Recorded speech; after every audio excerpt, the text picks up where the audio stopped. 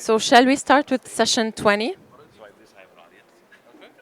Welcome everyone to session 20, AI bias and the algorithmic other building inclusive digital societies. This panel discussion will start with our featured speech with Mr. Mark Albert. Mark Albert is an Emmy-winning former investigative journalist who spent 25 years on TV news in the United States, including as a correspondent at CBC News. He also led a national investigative unit for Hearst Communications. He is now the founder and CEO of Media Advisory Experts, a Washington, D.C.-based consulting firm that provides strategic and crisis communications, media training, and public speaking services, and video production to clients around the world. Welcome. The stage is yours. Thank you so very much. Great job. Thank you.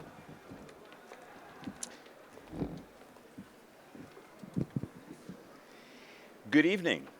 Welcome to Sydney, Australia. I'm so pleased to be here with my fellow dentists at the third International Dialogue of Dental Professionals. It's truly an honor to be in such a fabulous football facility here, and I appreciate you all attending my 3-hour keynote. Now, everything I just told you is a lie. I just lied to you. From the moment that I walked here on stage, everything was false. We are not in Sydney, Australia. We are not in a football stadium. And we are not dentists. I deliberately deceived you. And that was not misinformation. I knew what I was telling you was wrong. I deliberately tried to mislead you. And that, my esteemed colleagues, is disinformation. It is pernicious. It is vile. It is a stain on communities and families around the world, including in the United States where I live. And it is out of control. That's what we are addressing here this week. Families suffer every single day by being misled, whether by misinformation, which the speaker may not know to be false, or disinformation, which is when the speaker absolutely knows the information they are spreading is false. And when we consume falsehoods, it gives us permission to seek out even more falsehoods. Indeed, the essence of our global challenge is this: we have a supply and demand problem. There's such an overwhelming supply of misinformation because there's such an overwhelming demand for it. Cliff Lampe, Associate Dean for Academic Affairs at the School of Information at the University of Michigan in America, told the New York Times recently, quote, "People are reshaping reality based on what they want to be true or not. They're not looking for good information," he said. They're looking for confirmatory information. Many don't want to read the truth if it doesn't confirm what they already believe. That is the demand for misinformation. We see this insatiable spread even in the conflict between the United States and Iran. The Reuters Institute and the University of Oxford found last month fake drone footage, fabricated satellite images, edited clips, synthetic statements, all reaching millions and millions of viewers. What they dubbed, quote, a war of memes. And as we all know, memes don't have to be true. The truth often isn't as flashy as AI is, and it's less believable. Tangle News founder Isaac Saul said a reader wrote to him recently pointing out that ChatGPT called that journalist's reporting false. All of it. The entire article, this reader accused the journalist of writing lies. But everything in the story was actually true. ChatGPT just didn't know where to look to confirm all the information because the article the reader inputted had no hyperlinks, no citations. Therefore, ChatGPT defaulted to saying it was misinformation. But in essence, ChatGPT was misleading the reader. Once the hyperlinks and citations were added back to the article, ChatGPT confirmed it was all true. As this reporter remarked, quote, "We are in deep, deep trouble." And let's be honest, at least that misinformed reader had actually bothered to try to fact-check something. In America, an Associated Press NORC poll from April found a majority of American adults are actively, deliberately avoiding the news. 69%, almost 7 in 10, say they avoid news on social media. And 57% avoid political news. People need to be well informed to make decisions for their families, for their communities. Dialogue must not be poisoned by misinformation and disinformation, even in the age of AI. And yet, for far too often, it is. We see this even by world leaders and presidents and those who seek to mislead. So today, here, let's resolve that it's time for an intervention. And it starts with each of you. Here are 4 steps that we all can take. First, go on a diet. If you eat too many unhealthy foods, your body will rot. So will your brain if you consume too much misinformation. As a study released in June 2024 found, addiction to consuming short-form videos is directly associated with a reduction of activity in your brain's frontal lobe and the cause of weaker focus. It's actually rotting your brain.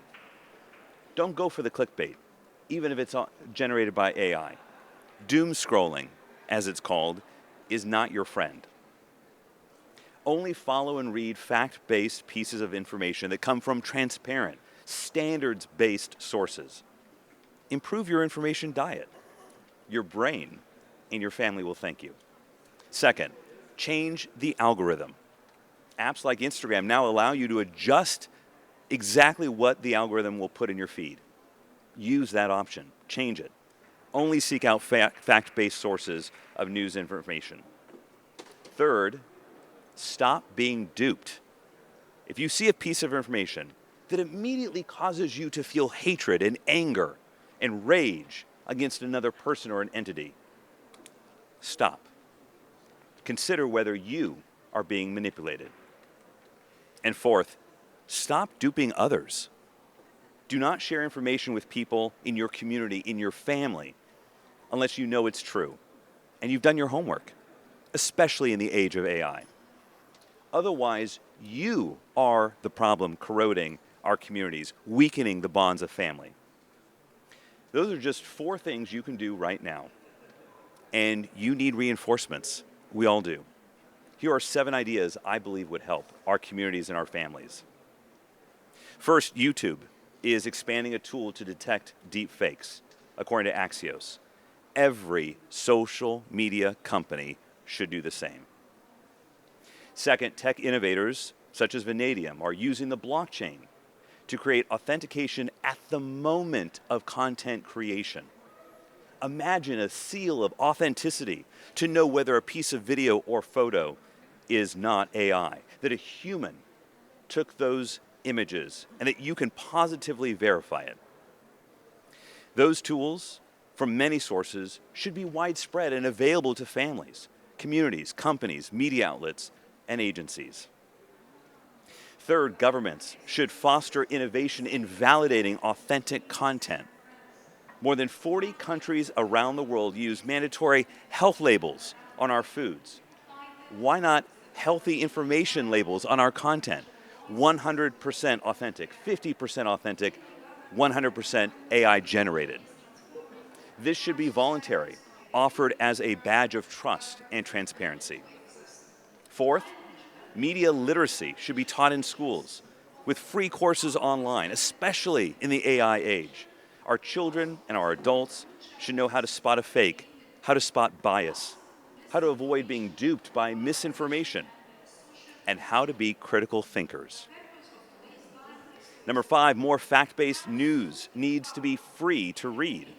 As Nathan Robinson, editor of Current Affairs magazine said, quote, "The truth is paywalled and the lies are free. Media outlets need more financial support to roll back paywalls and make the truth as easy to access as the lies. The Salt Lake Tribune, the largest newsroom in the U.S. state of Utah, just did this, making all of its journalism free to everyone, switching to a member-driven model. Sixth, journalists must be allowed to be truth tellers without interference. The Committee to Protect Journalists says press crackdowns have spiked. Fact-based journalists who follow ethical standards have one mission: to inform the public. The public must be informed on how to spot misinformation, disinformation, bias in our content, and when people seek to deliberately mislead them. And finally, newsrooms should set clear, transparent guardrails on any use of generative AI in news articles.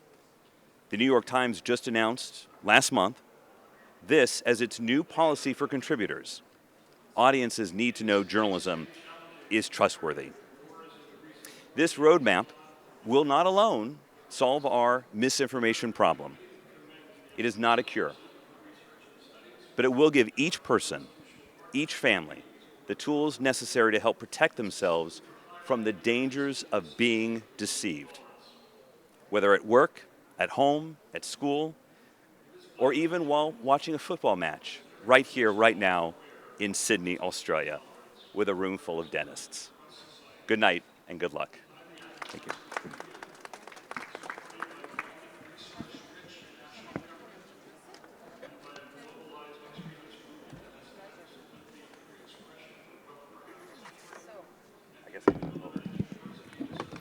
I wasn't supposed to be the moderator for this panel, but I'm doing it with pleasure.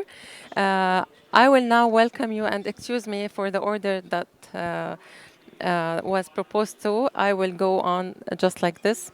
I will go with Dr. Mr. Saoud Saqr, engineer. Please welcome.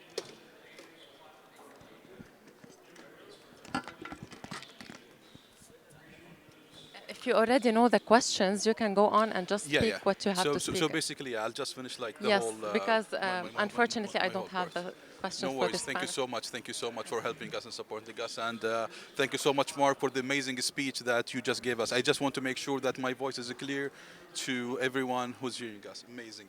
My name is Saoud Saqr, and I want to share my experience with you guys today.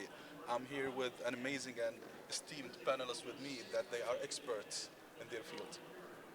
Let me start with, well, I want to begin with a simple observation from my work. When we brought young Emiratis and Israelis together during Dubai Expo 2020, something remarkable happened. Well, face to face, the stereotype dissolved when we met face to face. The other became a colleague, a friend, and a partner. But here is the paradox. The moment those same young people returned to their screens, the algorithm pushed them back into their echo chambers, reinforcing the very division we had just broken down in person.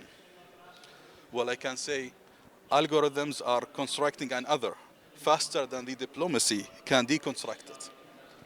As an engineer, I think about systems, and what I see today in the digital architecture is a system that was never designed for coexistence. It was designed for engagement. And in the Middle East, engagement too often means outrage, division, fear. The result is that extremist narratives are not just being tolerated by the algorithm, they are amplified because obviously they generate more clicks. But let us be honest, what really controls people is not information, it's emotion. Algorithms do not succeed by informing you, they succeed by making you feel something, whether it's fear, anger, belonging, or outrage. Those are the currencies of the digital economy. If they can make you feel, they can definitely make you stay. So if the emotion is the leverage, then building inclusive digital societies mean only one thing. It means that we must engineer algorithms that makes people feel empathy, curiosity, and connection, not fear and division. Well, this is not just theoretical, my friends. It's deeply imbued within the UAE system. The UAE approach to digital media under His Highness Sheikh Mohammed bin Zayed, the President of the United Arab Emirates. The UAE government has shown a great length and has championed content for good through their initiatives in the 1 billion follower summit and the national policy for quality and digital life in the UAE.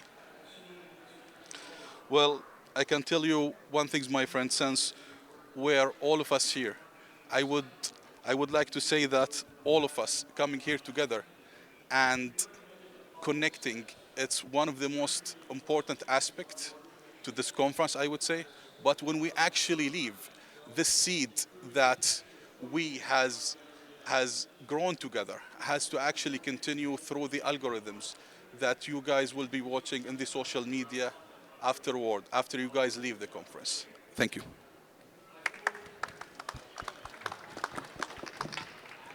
Thank you, Mr. Saoud. Now to please welcome Mr. Mustafa Al-Ammar, security and terrorism expert and media analyst. Well, thank you, Diana. Thank you. It's always an honor to be in the UAE, actually, whether in Abu Dhabi or any other cities or Dubai or wherever, you know. So here is the country where the peace started and remarkable for all the world. And here we can speak. And I think here we could fix many things around the world. But I haven't prepared a speech for this panel because it all will be question and discussion. But I can also share with you, if you allow me, Mr. Mark, so for that, you know. As I mean, I come from different fields maybe because I used to work for the integration. I used to work for the counter terrorism and the national security. I'm in the politics. And next month I am in the military. So when we talk about the digitalization or when we talk about the algorithm or about the new media, and now we are facing a new era. So actually found ourselves in turning point time. We are in a turning point. Turning point that we need awareness. And if we are not, let me talk about Europe, as I came from Germany. So if we are not going to be good competent for this conflict, I call it conflict because now all the new generation getting easy recruited by many radicalizations group like Muslim Brotherhoods, like Daesh, Al-Qaeda and many things. And they try to recruit many young people at home. They steal them from our society. Why? Because we are very lazy to educate them and even to integrate them in our society. I used to work with the US military 2003. A general came up and said, you know what the next war gonna be in the next decade? One say nuclear, others say no. Information war, disinformation war, which we are witnessing right now. And this is the biggest threat actually we are facing. Not only the challenge, it's a bigger threat. So we need a very strong bridge to build between all the societies because we cannot say the problem will never ever come to me. Like what we say in the corona, it will stay in Wuhan, will never come to us, but it's come after a few days. It was over all around the world. So what we can learn from mistakes, what we can learn from conflicts, we need to be much wiser than before. We need to be much flexible.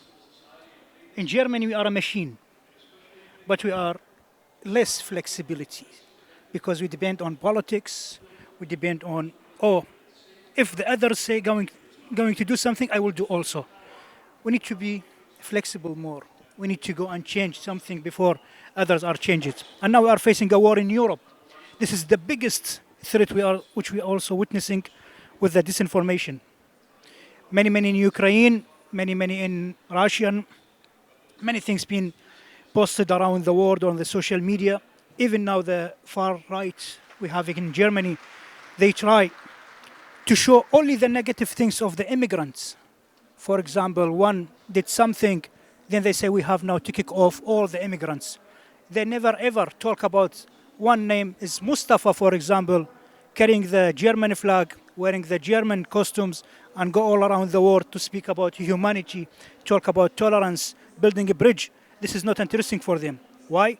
Because they tried using the platform to against the stability.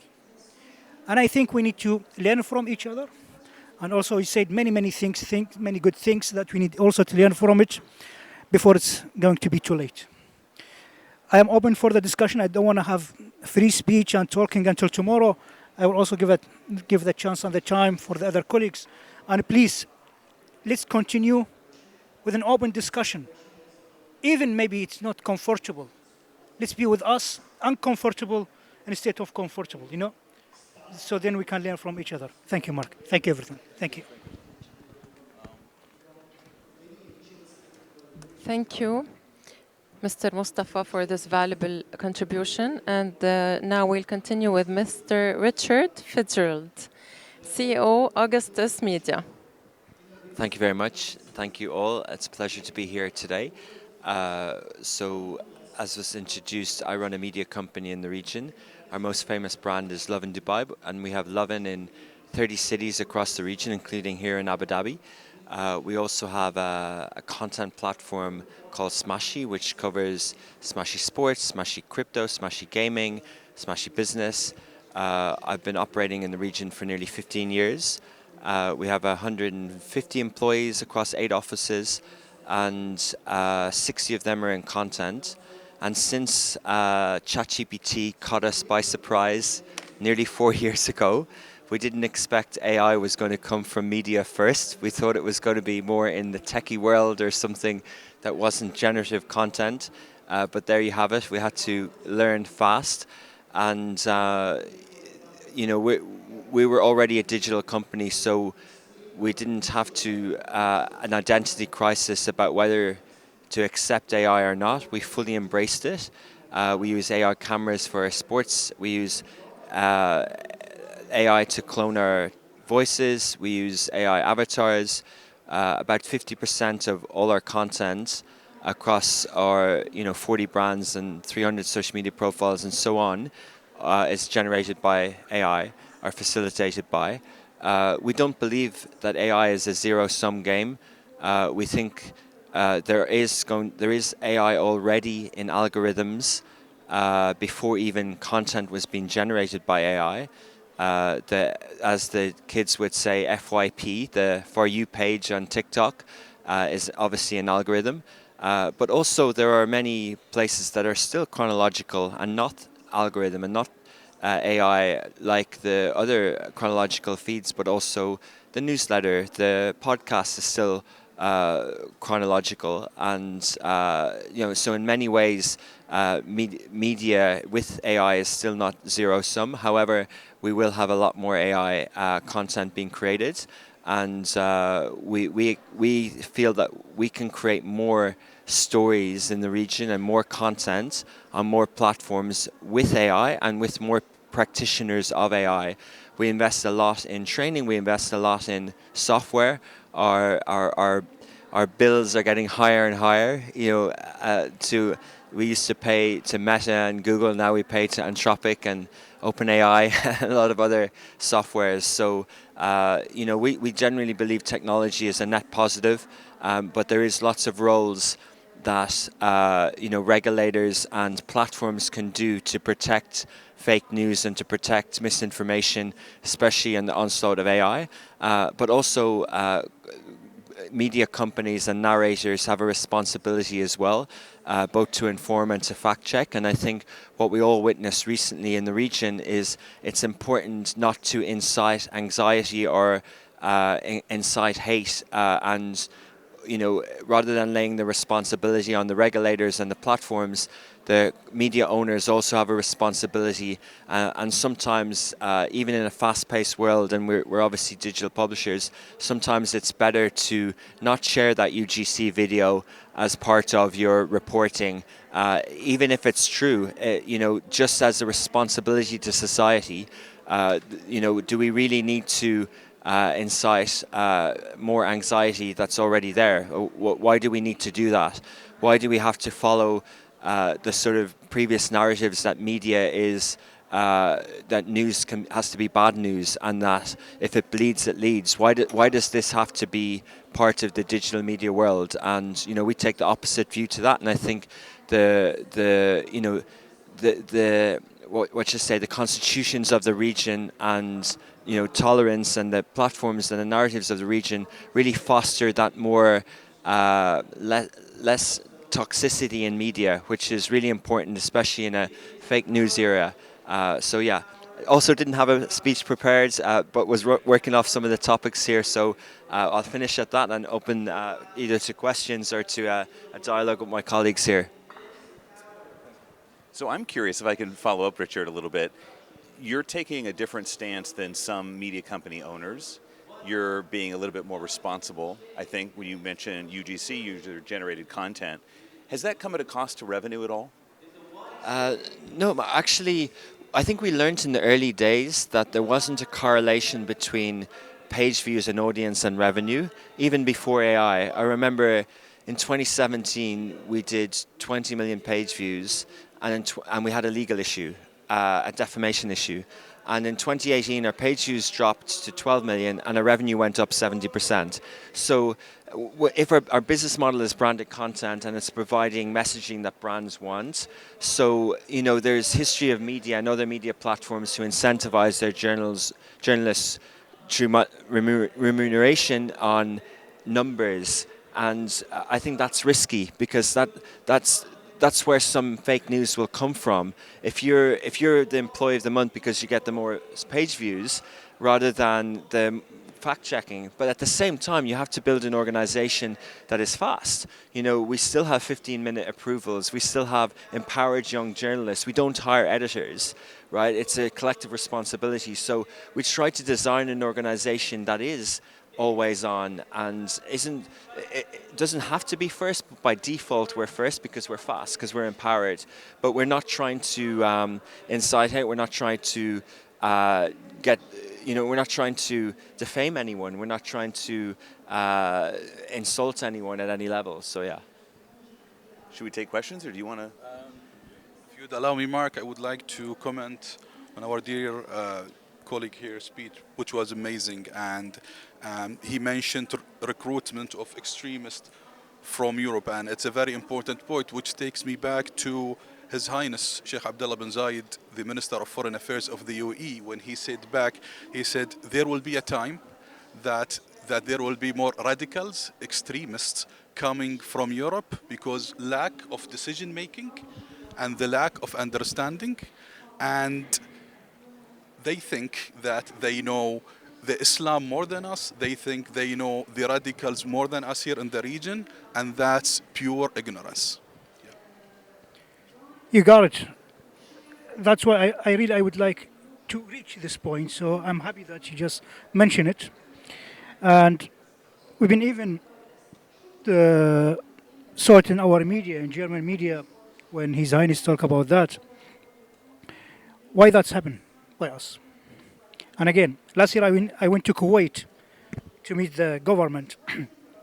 They say to me, you know what, Mustafa?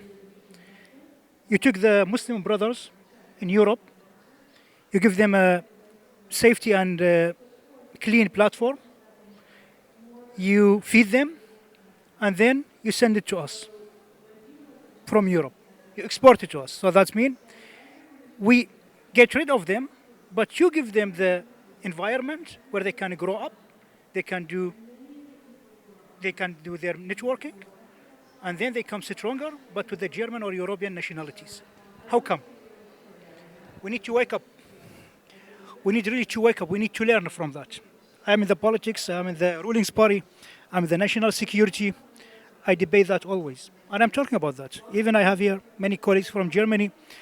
We're suffering from this recklessness. So, we're suffering from this ignorance.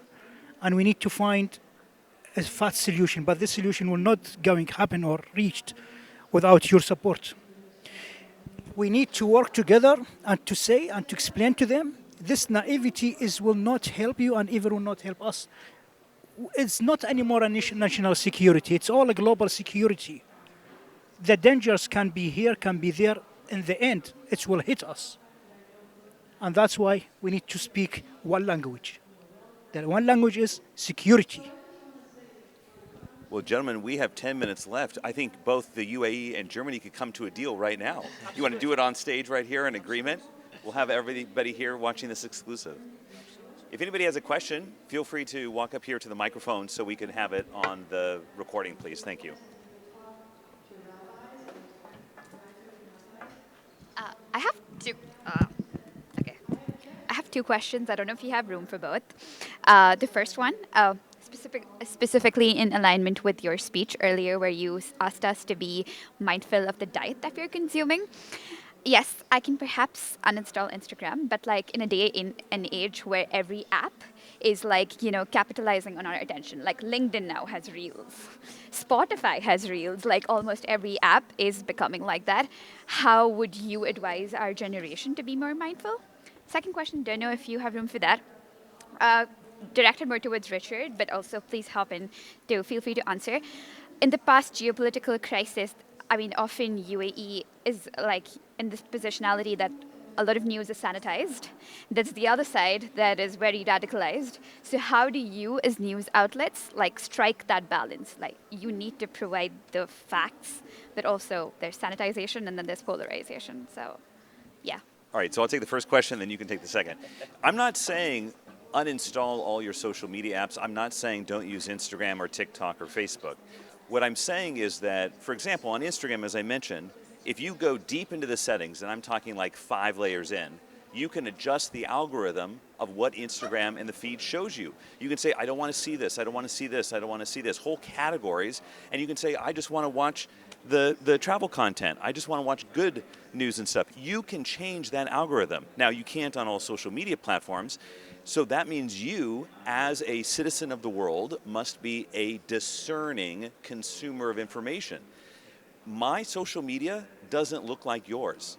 I don't have slop and disinformation because I don't follow slop and disinformation. I don't click on it, I don't follow it, I don't subscribe to it. My feed is clean, so I know it can be done. Yeah, I actually like Mark's advice on that as well. I think we can be in control of our feeds as well, and we can also be in control of whether we listen to the second question, polarizing content. We don't have to consume, we can be more discerning as consumers. From a news organization point of view, I actually welcome events like this, and also recently attended a UAE Media Council event where they talked about media here being the media capital of the world. And in the past, when they had Arab media forums, they used to say the media capital of the Arab world. But now, actually, people are understanding that media isn't, so digital isn't banned here, and neither are social media networks and things like that for the most part. If you rewind a few hundred years, under the Ottoman Empire, the printing press was banned for 200 or 300 years. The first printing press in Riyadh was in 1953, whereas the first printing press in Egypt was in the early 19th century in Scandalia Biblioteca. And for many years, the media was banned, and now it's not. So I really love the fact that the media regulations are being written here in a new way. The media guidelines aren't just for media publications, they're for content creators as well. And the UAE has really taken a lead on that. And other countries in the region are rewriting. The Saudi media law was written in 1972, and the new one that was drafted a few years ago hasn't been published because it's not fit for purpose. And they're doing their best to make it ready for this new world. And I don't think it's saying it's sanitized or polarized is actually, again, cheesy, saying it's either one or the other. And actually, fact-based news doesn't have to be sanitized, right? Like, everything. I think we had 500 million reach in March on Lovin Dubai's Instagram, just Instagram, and we didn't post one user-generated video, but we published 20 times a day about everything that was happening. Now, for some people, that might be sanitized, but actually, that's just actually news within media guidelines of the region. So I think if you can understand the bigger vision and the bigger tolerance and the bigger view of media here, I effectively run a tabloid, but there are tabloids in other countries who do phone hacking, and that's just not tolerated here. So we just don't behave like that, and that's just whether you call that sanitized, maybe, but I think it's also speaking to the people involved in the councils and the media councils. They really very much encourage media to practice in the way, and I think it's a very exciting future. I think we learn a lot from other countries in the West, especially in technology, but I believe that there'll be a lot more thoughtful media in the region. I believe there'll be a lot more subscription. I believe a lot of the journalists that found vocation elsewhere are going to come back to media, and I think we have a very bright future. I think we have time for one more question. So I'll do two quick questions. Drawing on something that you said, Saud, when the reality meets the algorithm, and you said that's probably something that corresponds to the idea that good news often don't really get visibility as negative news. And I wonder if any of you have some insights of what can you do with that insight in the context of AI and algorithm. And perhaps related to it, there's a very interesting ongoing discourse about ethical codes and standards, and how can you regulate some of the media on some of the content on the social networks. Can there also be a discussion about some social and ethical codes? When I'm doing something in ChatGPT and I'm asking ChatGPT to help me build an explosive, or I'm trying to do something which we can define the ethics of it, that is broadly malign. Is there a way that some ethical code can be incorporated into the algorithms themselves, and there are going to be some safeguards in where somebody will say, when the AI will know how to distinguish this and says, listen, that's not what I want to answer? Thank you so much, Dr. Neerboms. I believe I'll answer a little bit on the first side of the question, and then my colleagues definitely will continue. First of all, let me answer by saying, let's speak about religion in the social media. Religion is a very strong instrument. If you take the wrong verse and put it on the wrong video, it's gonna send a whole wrong message, especially when it comes to the newer generations, where this exact video is gonna keep taking you to a similar videos, and building that mentality, building that algorithm will be really affecting. So what I believe is that there should be more positive media. It's the same question. Are we asking, can we have a specialized AI imam, or can we have a specialized AI rabbi, which is a moderate? He's not an extreme. Now this would be building a new kind of AI and a new kind of algorithms. I believe it's gonna be possible. I believe it's a process of learning. It's gonna take time, but I believe sending the right content to face, I would say, the dark content is the right way to actually go forward. This is answer for your first part. Would like my colleagues to answer. I just want to add one thing, Saud. You are talking about imam from AI, imam and rabbin and so on. We still, until now in Germany and Europe, never reached the good imam, the real imam. We still, until now, having only the fanatic, And even the mosque in Germany, the most of them, they're all with the black windows. They don't want anyone to see what they are doing. And even their Friday speech, khutbah al-Jum'ah, it's all secret. So they're recruiting for the jihadists, starting from there. Not all of them, but as I'm also a Muslim, a Democrat Muslim, I never been to mosque, because they are all moderated, unfortunately. Richard, do you want to talk about the second question with the AI moderation? Yeah, well, a lot of it is, I don't want to put the onus on the platforms, but I think there does need to be responsibility at all levels, whether it's the media regulators. A lot of the platforms asked, a lot of social networks originally asked for more. Remember the Cambridge Analytica issue, and they asked for the government to regulate. But then I don't think that the language models should say that it's not our responsibility. I think that they should, in the example that you get, and I think some of them do, right? If you ask questions like that, how to make a bomb or that example, then they won't give you the answer, right? And I think that goes all the way in the issues, in the early issues.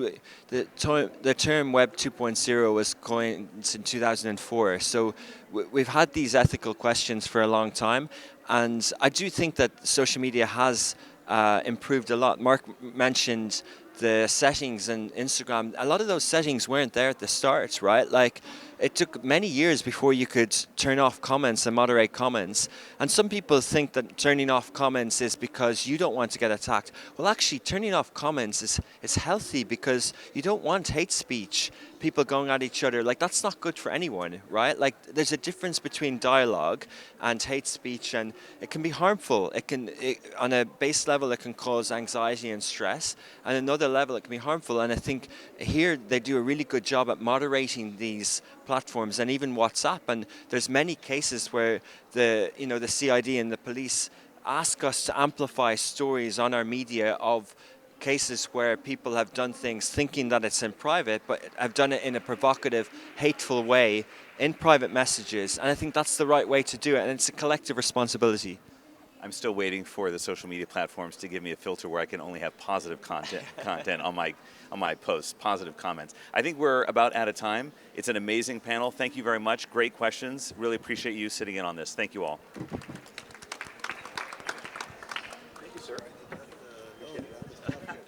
I think we have chocolate here. Thank you. Let's take a picture first. Yes, we have a picture.